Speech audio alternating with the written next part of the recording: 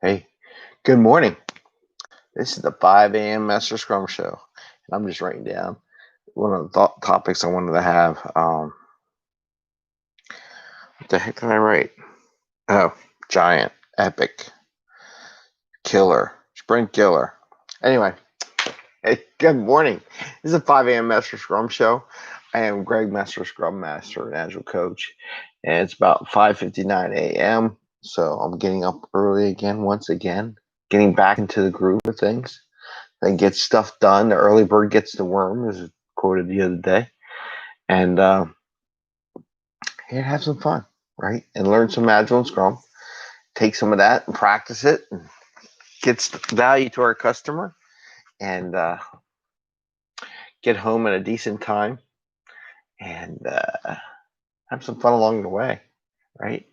Because if we're working all the time and it's not having fun a little bit, it's kind of hard to do it every day, right?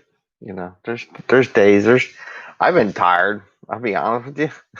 I've been really exhausted the past couple of weeks ever since they had the the protest here in Philadelphia, and then hurt my foot and just went downhill from there. It's been a long time, but it's but everybody has these days, right? So the question is for you: if you have these days, how do you get out of it and just get moving along? That's something everybody's going to have to do on their own. There may be some coaches that are really good at that, and important people to help get them along, and everybody needs a little helping hand. Sometimes it's a little perseverance yourself too. So let me get off that topic and talk about the two topics I wanted to talk about today. One, I was reading the Fix Your Scrum when I was camping this week. The camping, like I said, camping team. So I was reading some parts, and in there they talk about Sprint Zero, and I have a different take on Sprint Zero than his, and we'll get into that. And then giant epics or features, I call them the sprint killers, and I call them the release if you're safe, your PI killers. The larger the epic, and I think we already had this conversation, but I'm going to bring them up again because it just comes back from people that don't know what they're doing, really. I don't know if I'm going to. I think before I graphed it before, and we'll talk about that. So, Sprint Zero. So, in reading Fixing Your Scrum Book, there's a lot of good stuff in here. A lot of stuff I've done. Different little tidbits. Talk about different ways. There's a lot of good stuff. I would highly suggest the book. And so it's Fixing Your Scrum by Ryan Ripley and Todd Miller. And I'll do a little thing on this one day. I really wish when I was doing the campfire, I had this book next to the campfire. So it was a big good one. Your Scrum's on fire. Anyway, Sprint Zero. So I have a different take.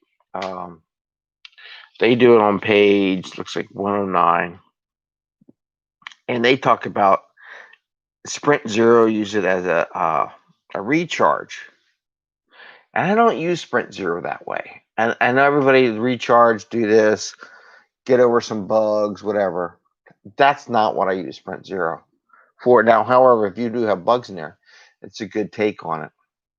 My Sprint Zero is a sprint length. If the team's going to do 2 weeks, that's my Sprint Zero.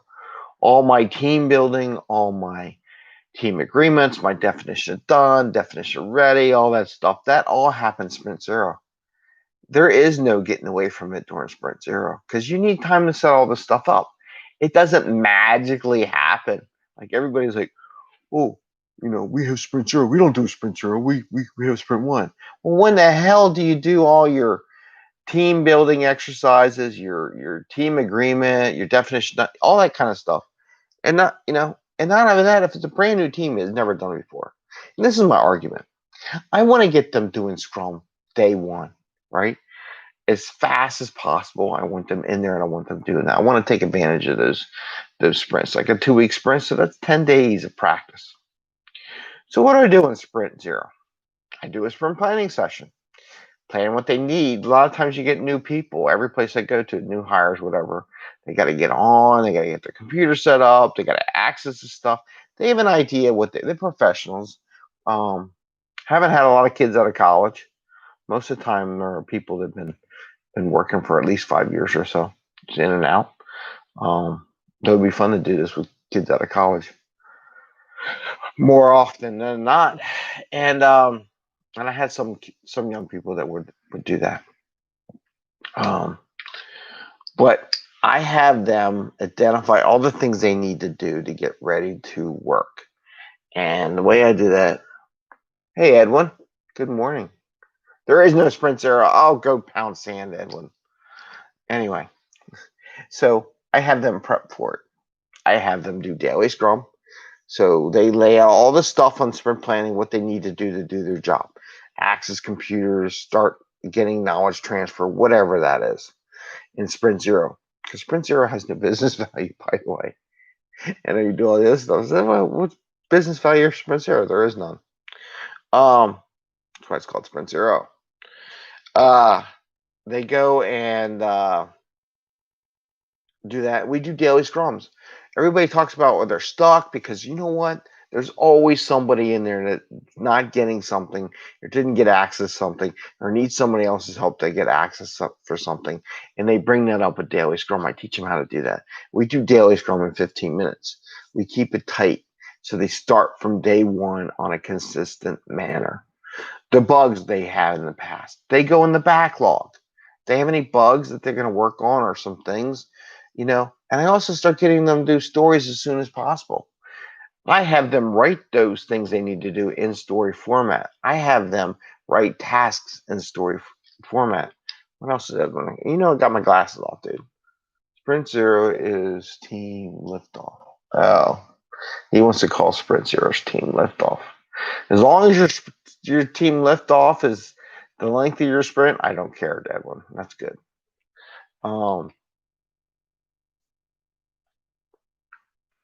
Okay, I gotta. He's chatting with me. He's throwing me off here. As long as it is the length of a sprint. Why do I say that? Because I've had other coaches that said, "Oh, sprint zero is like twice or 3 times as long as a sprint." I'm like, why? Why are we letting that stuff be that way? Anyway, but again, I use it. Daily Scrum reviews. I do retro at the end of the week. How did it go? What was missing? Just to get them into that mentality. Oh, sorry. Continue. You should be sleeping. That's Edwin from New Zealand, the guy we interviewed a couple weeks ago.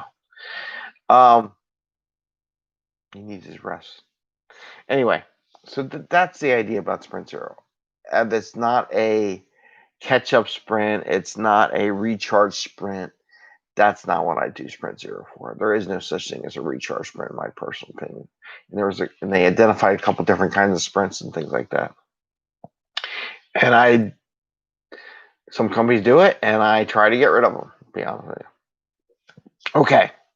The last thing I want to talk about is the epic killer, or giant epic, or giant feature, where you're doing safe, because I'm doing safe week, right?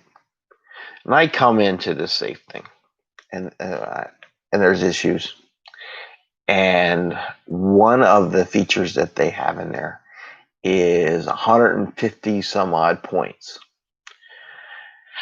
And the team can only do 300 some odd points a PI, this particular team.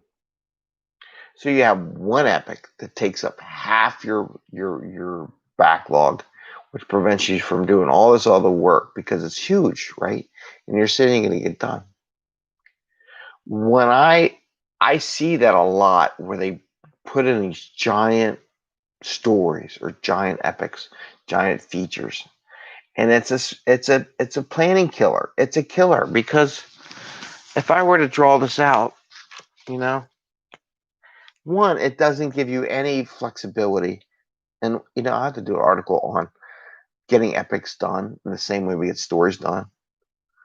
Why not do it in chunks? That's exactly right, Edwin. You should be doing it in chunks. So I have this giant epic or feature. Okay, I got a cat. Come on, stop it. This last feature. Okay. Depending what system you're talking about, I got this giant epic, and it's huge. It goes all the way along the entire PI, start to finish. Right? You got to look at some trends, and maybe this is like, and the one I was looking at is actually 5 epics. They kind of do the same function, but on 5 different systems. So it was like a buying thing or something. I don't know. But it was on 5 different computer systems. I'm like, well, then make it 5 different epics. And which one do you want to do first? Because by doing this, it fills up the whole thing. Where are you going to put all your other stories? Big question.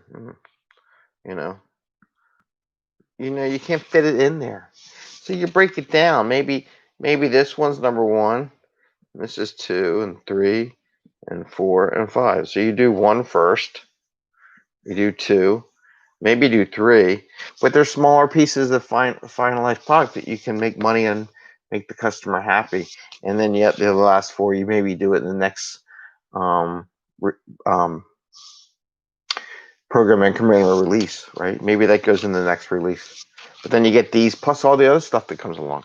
Bugs, stories, new work that the customer wanted. So what I really find amazing is that these product owners will write these giant stories, and then they won't